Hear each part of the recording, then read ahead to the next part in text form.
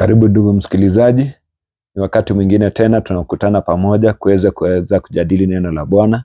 Lakini kabla ya neno lolote, na tuamini na tuombe. Baba yetu aliye mbinguni, kwa jina la Yesu Kristo tunakushukuru jioni hii ya leo. Masaa kama haya Bwana umetujalia ili tuweze kusikia neno lako. Tufungulie mapenzi yako, tujue mapenzi yako yalivyo. Katika jina la Yesu Kristo tunaomba na kuamini. Amen. Ni jioni nyingine tena nzuri, tena safi, tuweze kusikia fundisho hili juu ya maombi. Na kuna jambo kubwa ambalo watu wengi hawajafahamu. Maombi ni nini? Kwa nini mimi nimeomba siku nyingi na maombi yangu hayajibiwi? Leo hii Mungu akitujalia, tutaenda kujifundisha mengi katika neno la Bwana, ya kwamba kuna vitu vingi ambavyo tumekuwa tukividhani ya kwamba vinasaidia, ama tukidhani ya kwamba ni njia moja ya kuweza kumfikia Mungu kama Wakristo, ili hali tumekosea kabisa. Ila leo Mungu atujalie. Naomba Mungu akufunulie macho yako ya ndani, ili usije hapa ukaya labda unaleta idea zako, unaleta maoni yako, lakini tunataka wote kwanza tutoe maoni yetu yote tuyaweke kando, tuweze kumsikiliza Mungu mwenyewe akinena na sisi. Kwa hivyo ninaenda pamoja na mimi kwenye Biblia. Nitakuwa ninatumia Biblia ya aina ya Swahili Union Version, na wewe utafuata katika Biblia yako katika lugha ile unayofahamu zaidi. Ila wacha tuende moja kwa moja katika kitabu cha Wathesalonike wa kwanza, sura yake ya 5 aya ya 17, na neno la Bwana linasema hivi: ombeni bila kukoma. Bila shaka katika maisha ya Mkristo, Yesu ama Mungu anatukumbusha ya kwamba kama Mkristo lazima tuweze kuwa ni watu wenye kuomba, watu wanaomba bila kukoma. Haijasema ombeni bila kufanya kazi, haijasema ombeni mfululizo, amesema ombeni bila kukoma. Na kama vile Biblia inavyosema, sio kwamba hatuwezi hata tukaketi, hatuwezi tukasimama, hatuwezi tukala, tukafanya kazi, tukasoma. Ila Yesu anakutuambia kwamba anaposema ombeni bila kukoma, anasisitiza ile maisha ya unapotembea njiani, unapokula, unapofanya lolote, hakikisha maisha yako yote yamefunikwa na maombi. Mambo yote unayoyafanya yamezingirwa na maombi. Basi mtazamaji mpendwa wangu, nataka kukuambia kwamba Mungu anajali sana maisha yetu. Ndiposa anataka tuwe tunawasiliana na yeye kila saa na kila wakati. Unapoangalia katika kitabu cha Mathayo sura ya 7 aya yake ya 7 inasema hivi. Biblia inasema ombeni nanyi mtapewa, tafuteni nanyi mtaona, bisheni nanyi mtafunguliwa.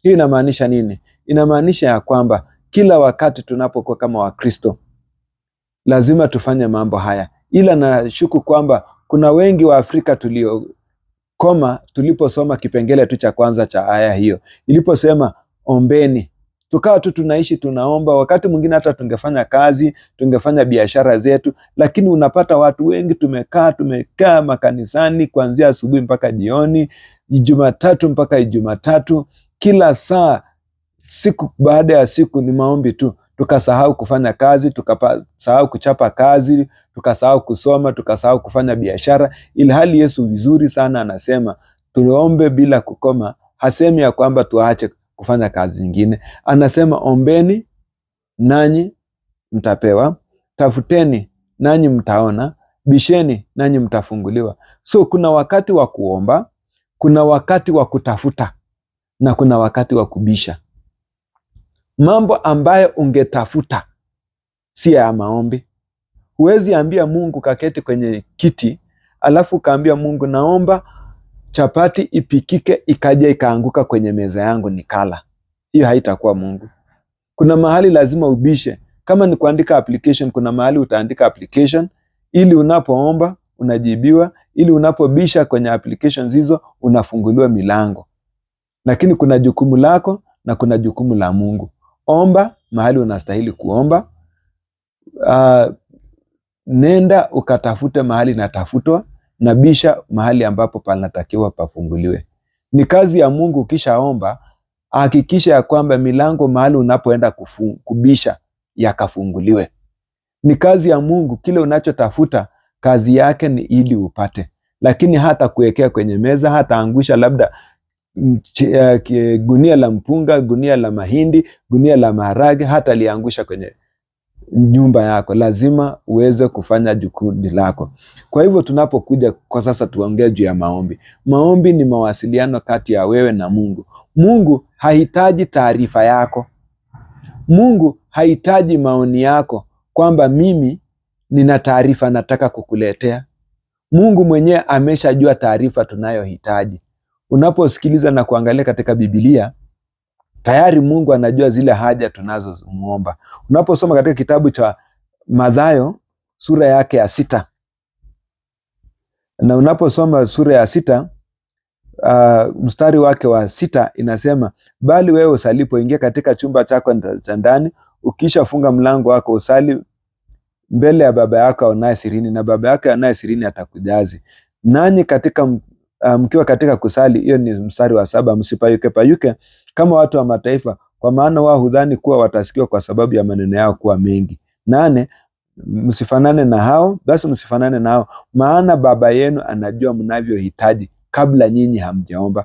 Nasisitiza mstari wa 8, msifanane na hao, maana Baba yenu anajua mnayohitaji kabla ya ninyi kuomba. So Mungu unapomuomba hahitaji taarifa ya kile unachohitaji, ameshajua tayari, ila anataka katika maombi ni kule kutengeneza moyo wako kupokea kile ambacho Mungu amekuandalia, maana tayari ameshajua haja yako na amekuandalia. Kama vile mtoto mdogo, hata kabla ya kulia kwa ajili ya labda njaa, kuambia mama yake ya kwamba nina njaa, tayari mama yake anajua huyu mtoto amekaa sana, hata acha nimwamushe niweze kumpatia maziwa kama ni wale wa kunyonyeshwa, ama nimpatie chakula kwa wale wa kulishwa.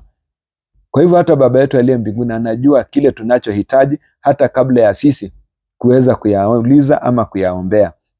Kwa hivyo, kwa nini basi tukaomba? Ni ili kutayarisha mioyo yetu kwa njia ya imani kupokea kile ambacho Baba yetu wa mbinguni ameshatutayarishia. Ndiposa unaposoma katika kitabu cha Waefeso, kitabu ni cha Waefeso sura yake ya 3, chanifike pale, kitabu cha Waefeso sura yake ya 3 mstari wa 20 na 21 inasema, basi atukuzwe yeye awezaye kufanya mambo ya ajabu mno kuliko yote tuyaombayo na tuyawazayo, kwa kadri ya nguvu itendayo kazi ndani yetu.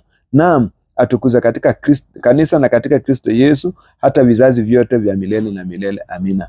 Atukuzwe yeye awezaye kufanya mambo makubwa magumu mno kuliko ama kupita yale tunayowaza. Hata kabla hujaomba, hata katika kuwaza, hata kabla hujawaza, Baba yetu atakuwa amekwisha kuyatenda yote.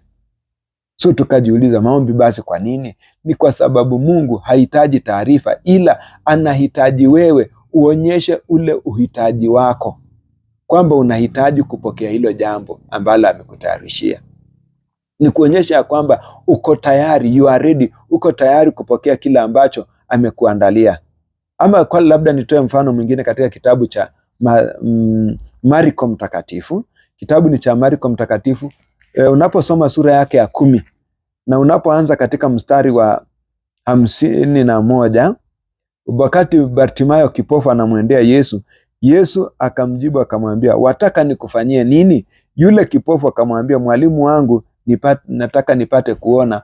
Tazama, yule kipofu anapomwita Yesu, mwana wa Nazareti, niokoe, pale pale Yesu anasema mwiteni. Wanamuita na kumwambia, jipe moyo, unaitwa na Yesu. Bila shaka anapoambiwa ni rehemu, Yesu akasikia na akajua ni kipofu. Vile anavyokuja akirukaruka ni kipofu. Vile anaonana na Yesu anamuona uso wake anagundua ni kipofu. Ila kwamba si kwamba Yesu anahitaji taarifa kuambiwa ya kwamba mimi ni kipofu. Ashaona, ashajua hata akiwa mbali. Lakini anapokutana na yule Bartimayo, anamuuliza, wataka nikufanyie nini? Bartimayo anajitayarisha moyo wake, anasema nipate kuona. So ndugu yangu, tunapoenda kwa maombi, hatumpatii taarifa mpya Yesu asiyejua. Hatumpatii Baba yetu Mungu taarifa asiyejua. Anajua vyote, ila anachohitaji ni kutayarisha mioyo yetu tuweze kupokea kitu mahususi tunachohitaji. Sasa soma pamoja na mimi sasa katika mafungo yafuatayo. Tujiulize, je, ni nini hasa kinahitajika ili maombi yangu yakubalike mbele za Mungu? Kwa sababu wengi nimesikia wakisema, nilifunga siku 40, nimekuwa milimani siku 21, nimeomba, nimepiga magoti, nimelala kifudifudi, maombi yangu hayajajibiwa. Je, ni nini siri hasa ya maombi na ni nini kinachotakikana ili maombi yetu yajibiwe. Jambo la kwanza, sio mpangilio wa maneno.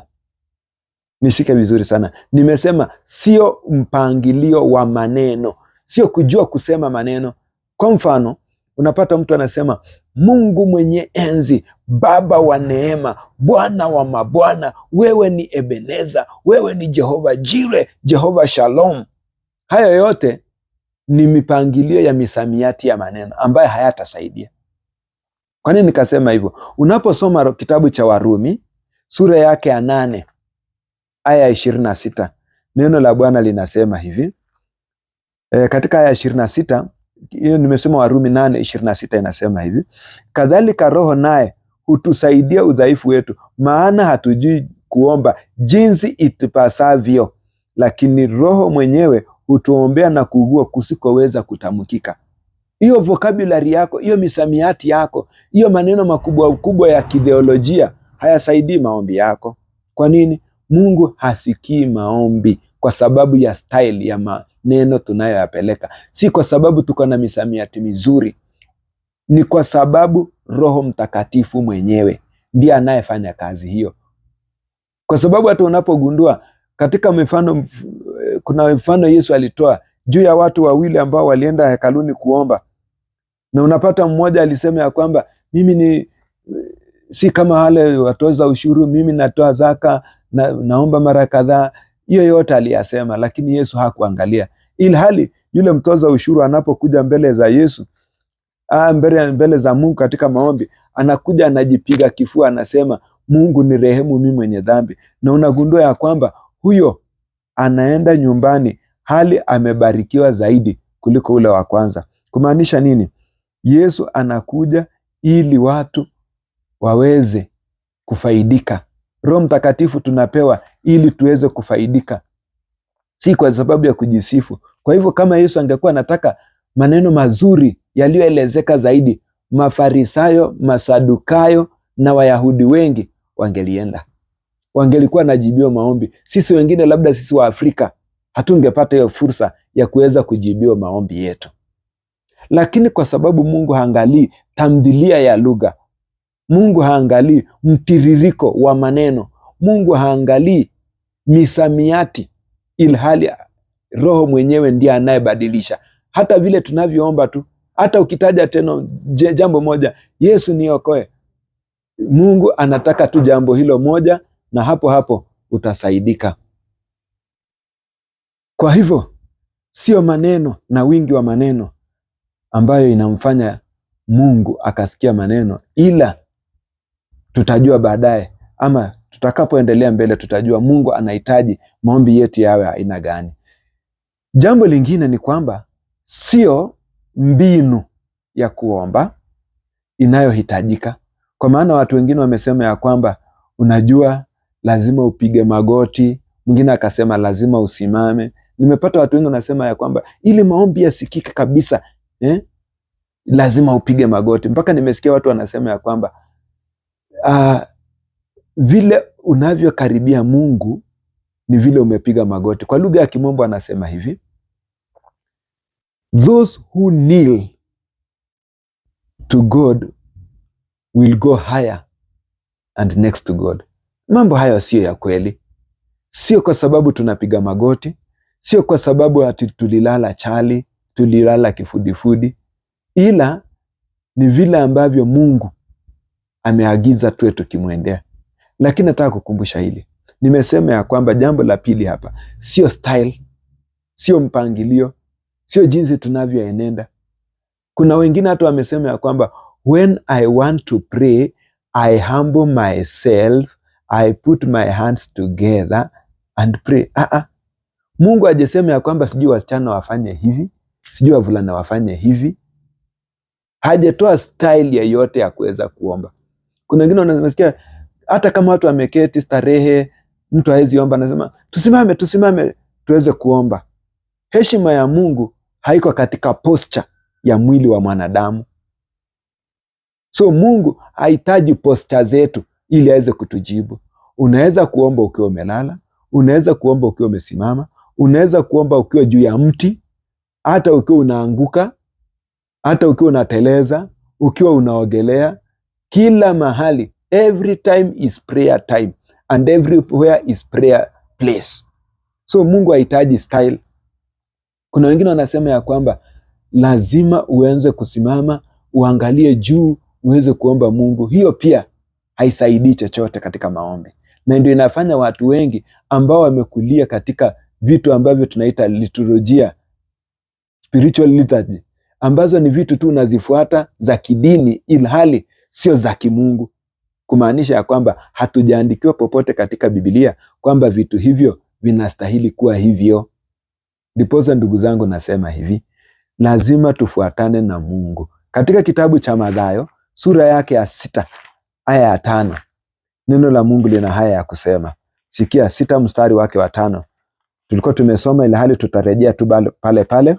Anasema hivi, tena msalipo msiwe kama wanafiki, maana wao wapenda kusali hali wamesimama katika masinagogi na katika pembe ya njia, ili waonekane na watu. Ami nawaambia, wamekwisha kupata thawabu yao. So sio kusimama, it is not the posture. Sio nimekaaje, sijui nimekaa hivi, sijui nimekaa hivi. Ni vile ambavyo tutakuja kuelewa ni nini tunahitajika hasa. So nimesema jambo la kwanza, sio mtiririko wa mpangilio wa maneno. Jambo la pili, sio style ama sio aina ya kukaa katika kimwili itaniweka mbele ama sawa na Mungu. Jambo la tatu, si urefu wa maombi ama maneno kuwa mengi. Kuna watu wamesema ya kwamba utaombaje dakika 5 Mungu? Lazima umlilie Mungu usiku mzima. Nimesikia watu wanasema tunaenda kesha. Kesha si mbaya na siko kinyume cha kesha, ila matumizi ya lugha vibaya ndio watu wametumia, ikasema kesheni muombe msije mkaingia majaribuni. Hiyo ni kitabu cha Mathayo 26. Ila hali siko hapo saizi hivi. Kitu niko nacho ni labda nitatengeneza siku nyingine somo juu ya jina kesha.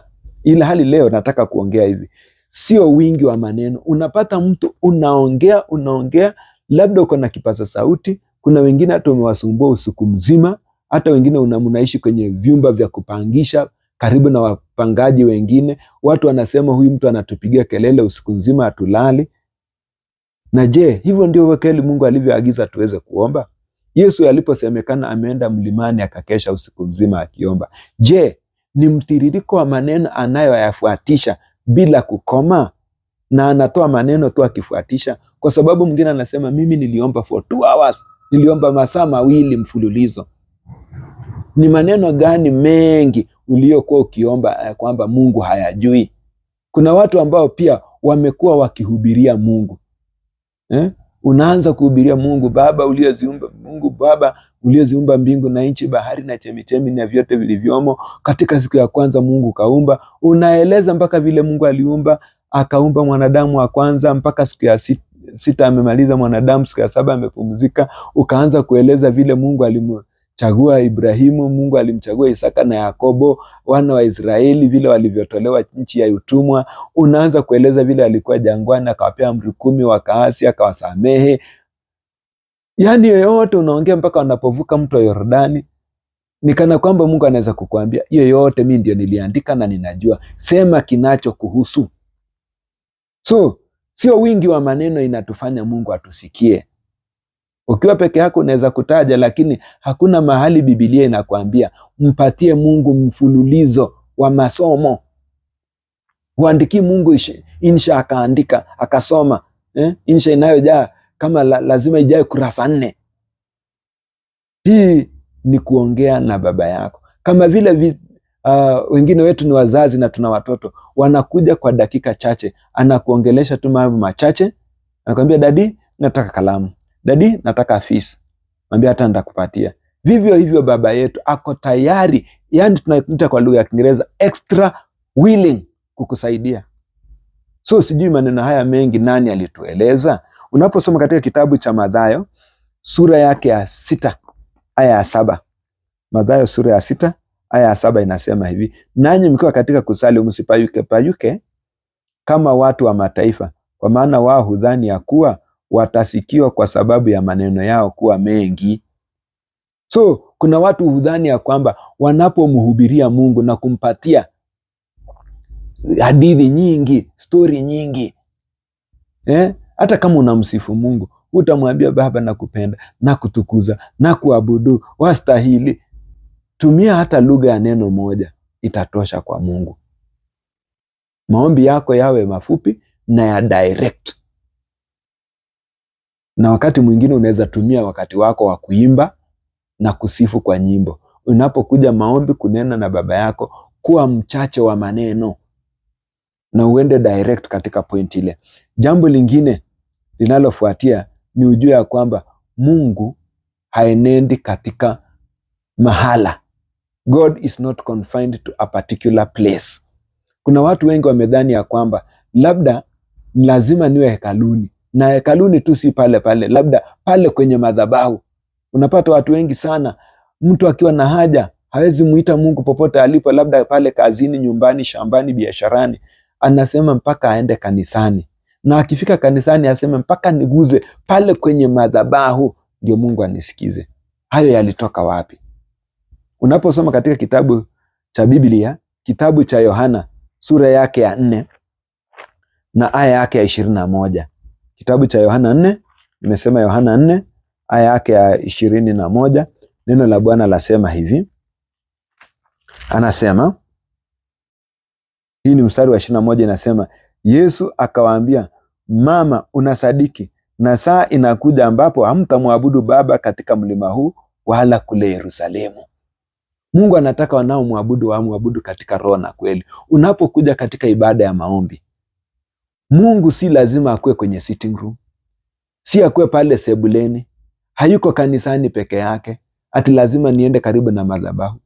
Na Mungu hayuko kwa wachungaji peke yake, Mungu yuko kila mahali. Ndiposa Yesu anapokuja anasema ni Immanueli, Mungu pamoja nasi, kumaanisha atakuwa pamoja nasi. Hata unaposoma katika kitabu cha Mathayo 28 mstari wa 20 anasema, tazama nipo pamoja nanyi hata mwisho wa dahari. Uende popote utakapoenda, Mungu yuko pamoja na wewe. So usije ukasema ya kwamba ati lazima niende kanisani, lazima niwe pale madhabahuni.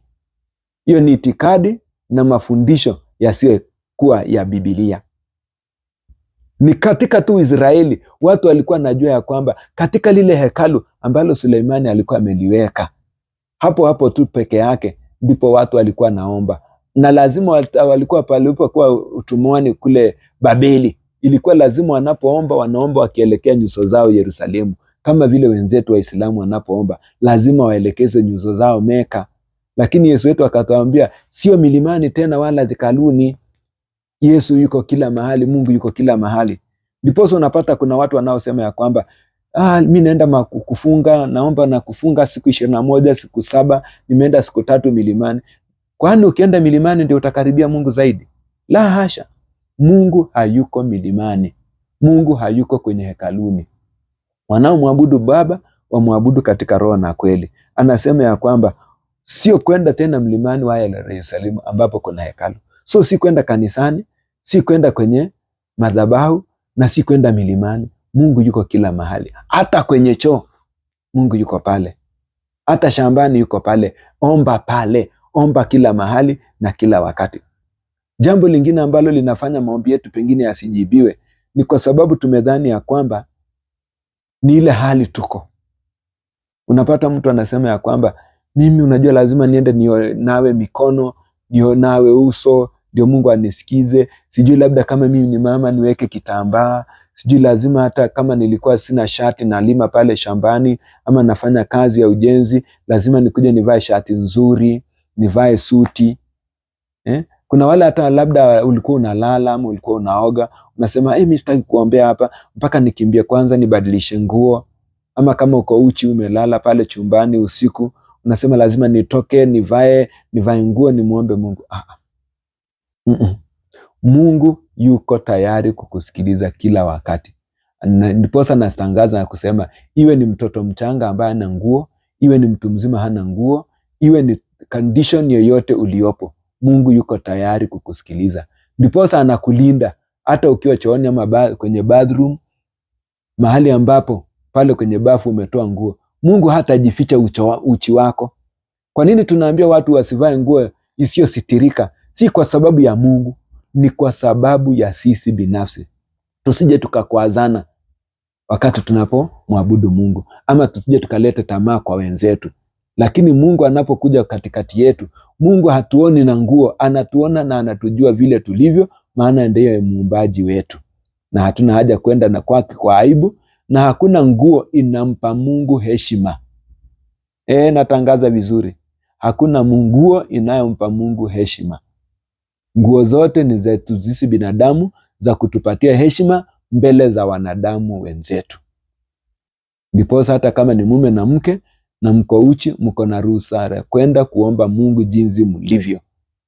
Na kama una neno kinyume cha hiyo, pia unatuma kwenye comment useme mimi nina kinyume cha hicho, Biblia imesema hivi na hivi. Ndiposa nimesema ya kwamba sio hali yetu tuliyoko ndio inayofanya maombi yetu yakajibiwa. Jinsi tunavyomgundua kama baba yetu. Mtoto mdogo anapokuja kwa mzazi wake, haoni kwamba hako uchi ama haoni hako mchafu. Anakimbia jinsi alivyo. Na kuna tabia moja ambazo si wa Kristo tunaambia mtu ya kwamba wacha ulevi, wacha kitu fulani ndio ukuje kwa Mungu akuokoe. Hakuna kitu kama hicho. Wewe huwezi kujiosha, wewe huwezi kujiokoa. Lazima uje kwa Mungu vile ulivyo, ndi kazi yake akuoshe, akuvalishe.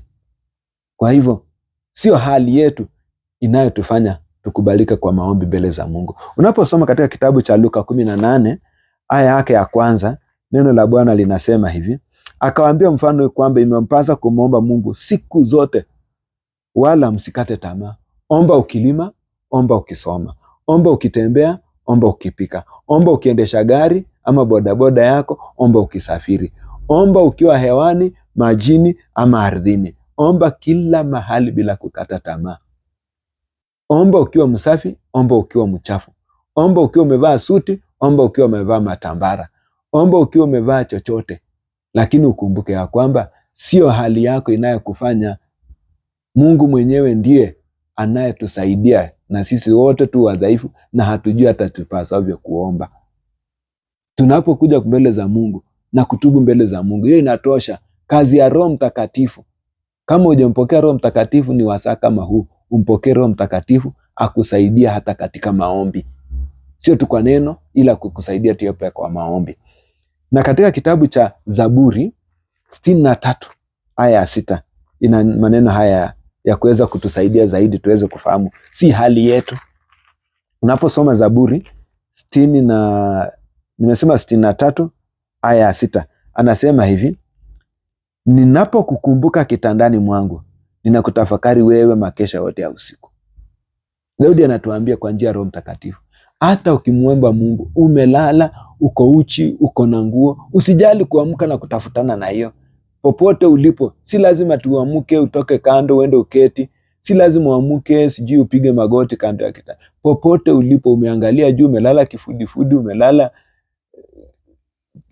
vile umelala, omba Mungu. Tafaka, hata kama umekaaje, omba Mungu, naye ako tayari kukusikiliza. Lakini unapomweka Mungu kwamba lazima uchuke, uende mahali fulani, ujifunike, ufanye nini, hiyo sasa haitakuwa ni maombi, itakuwa ni routine, itakuwa ni ibada ya marudio, kama vile Wafarisayo walikuwa wamezoea. Jambo lingine linalomfanya maombi yetu kutokubalika ni wakati tunadhani ya kwamba Mungu ako na style fulani ya sauti. Unapata ya kwamba mtu anaongea na wewe vizuri, anakuongelesha vizuri polepole vile ninavyokuongelesha sasa hivi, lakini kuna wakati mwingine unapata sasa anapoenda kuomba Mungu, sijui kana kwamba anadhani Mungu ni kiziwi ama nini. Sasa pata mtu anabadilisha sauti, Baba katika jina la Yesu. Hizo style za kugeuza sauti, ama labda kuanza kuomba kwa sauti, Father in the name of Jesus. Mungu hahitaji haya makelele. Aliyehitaji makelele ni wakati Elia, wakati wamekutana katika kitabu cha Wafalme wa pili, Wafalme wa kwanza samahani, anapokutana na wale wa jamaa wa Baal katika sura ya 18. Elia pia anapokuja katikati ya wale watu anawaambia kwamba ombeni kwa sauti, labda Mungu wenu hawasikii. Anapoombea wale watu wa Baal, anawaambia kwamba labda amesafiri, Ombeni na wakajiomba. Wale watu wa Baal walikuwa naomba Baal, wakajikatakata sana hata wasiweze, mpaka anawakejeli, anawaambia ongezeni sauti. Mungu wetu hahitaji sauti hizo kubwa kubwa. Mungu wetu anahitaji taratibu, anatusikiliza. Wacha hata hivyo, hata ukiomba kimoyomoyo, kwa pole pole tu, mdomo tu unafanya, utasikizwa na Mungu. Hiyo ni kusema nini? Soma pamoja na mimi Samueli wa kwanza, kitabu cha Samueli wa kwanza sura yake ya kwanza.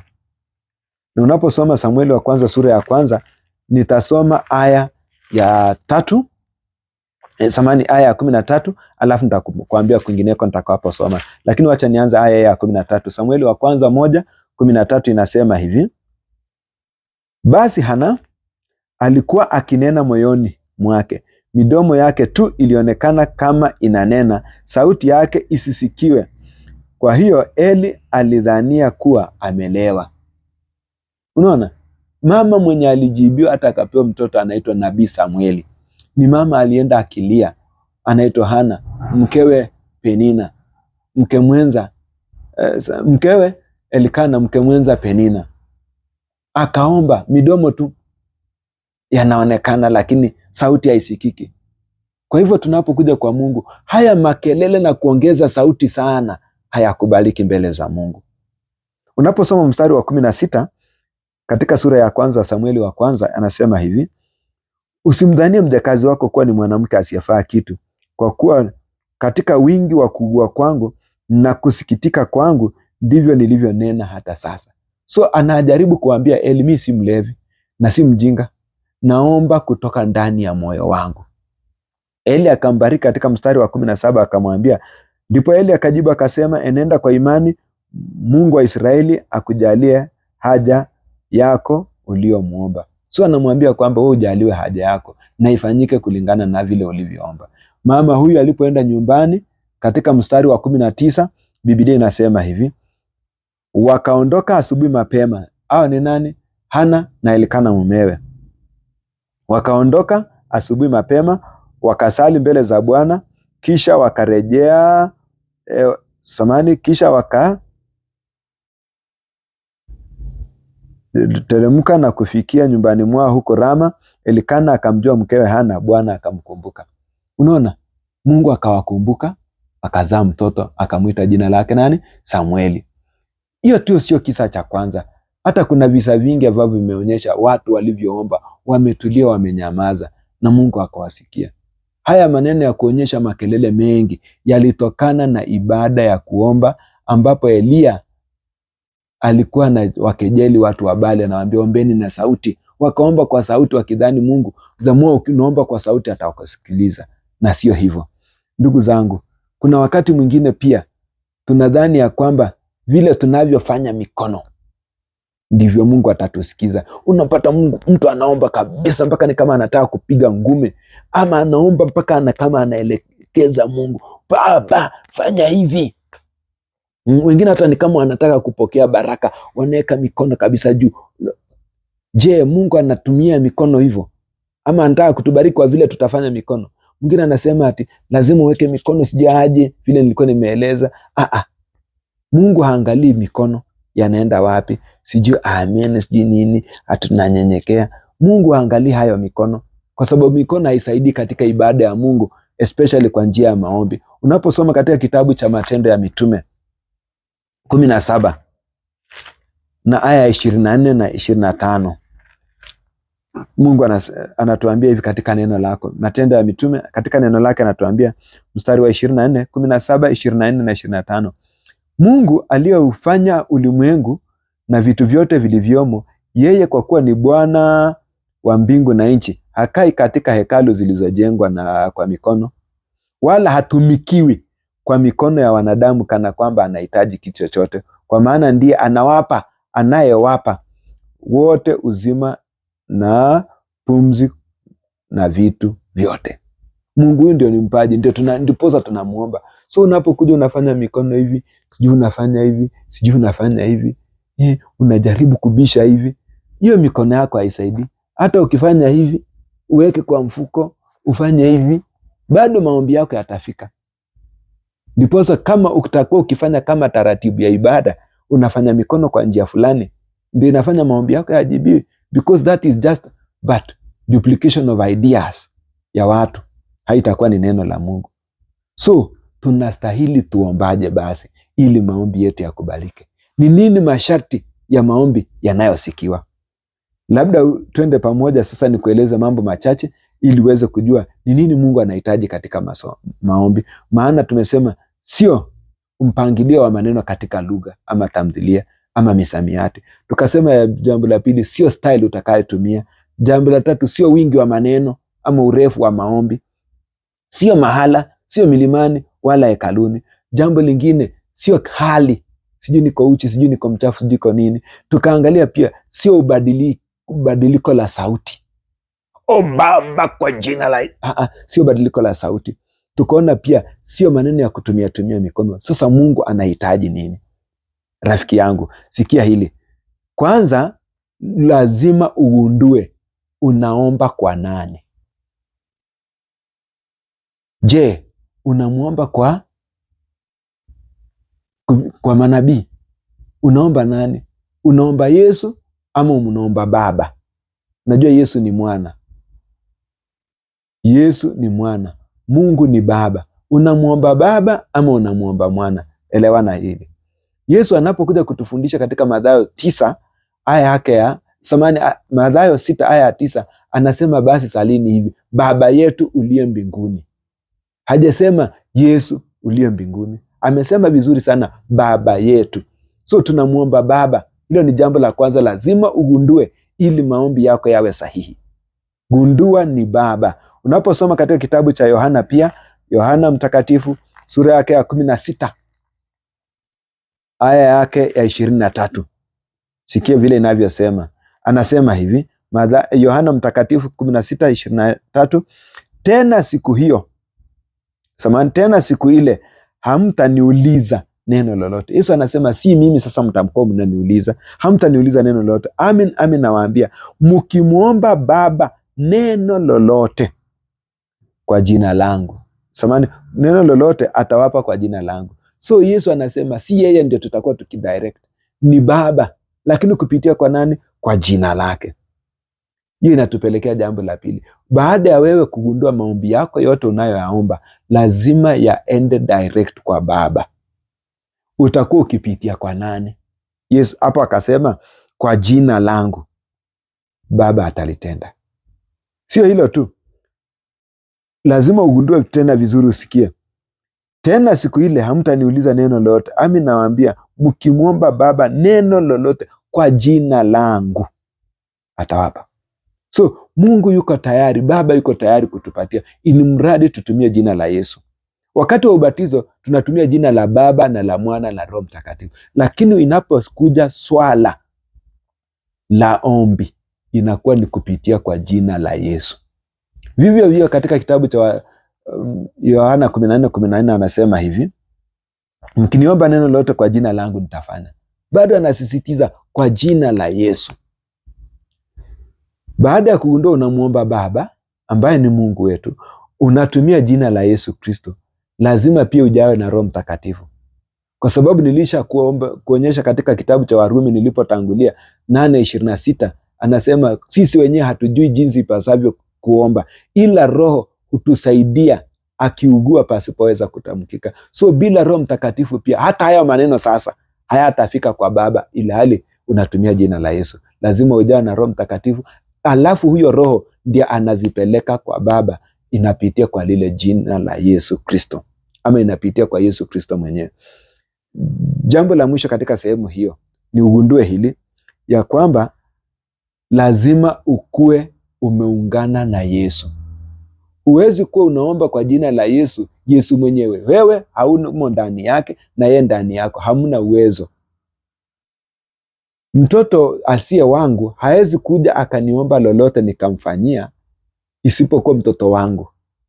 So wewe usipokuwa umejengeka katika ufalme huu wa Mungu na kuwa kwa familia hiyo, haiwezekani. Utakuwaje wa familia ya Mungu?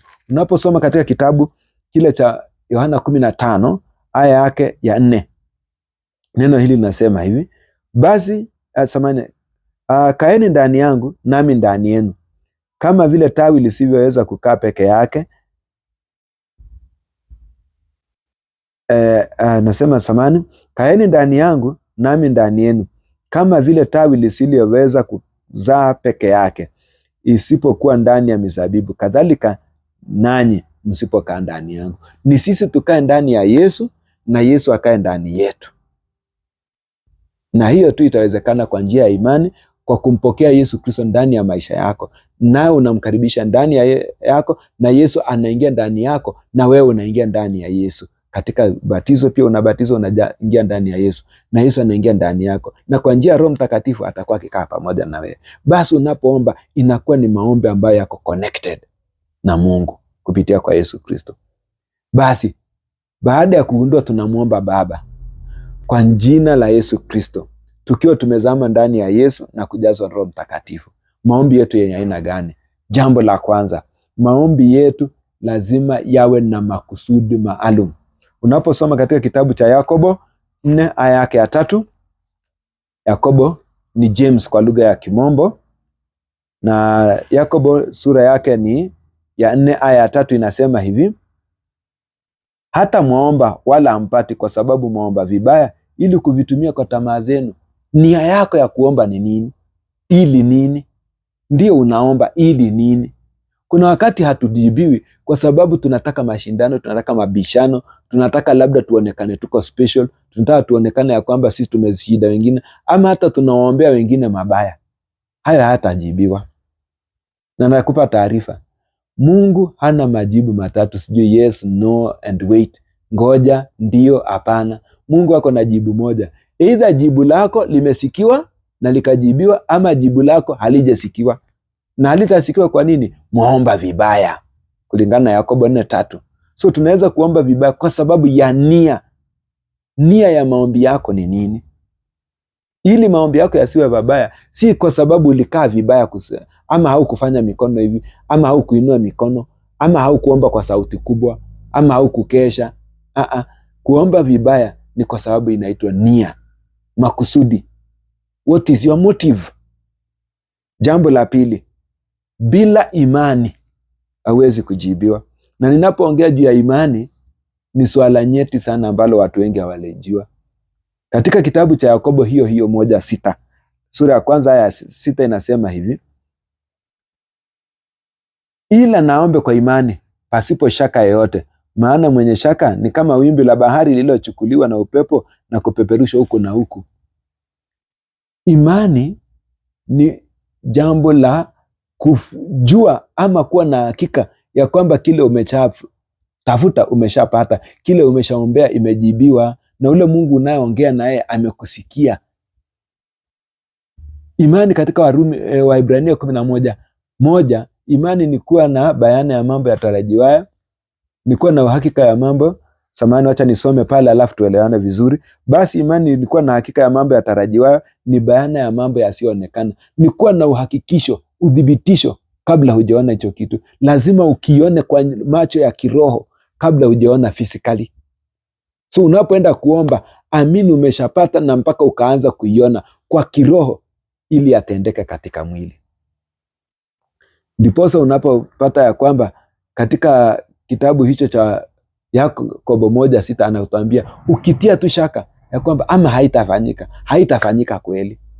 So kuna vitu vingine Mungu ameshatupatia majibu, lakini shida yetu tu ni moja. Katika hayo majibu ambayo Mungu ameshatupatia, hatuamini tumeyapokea.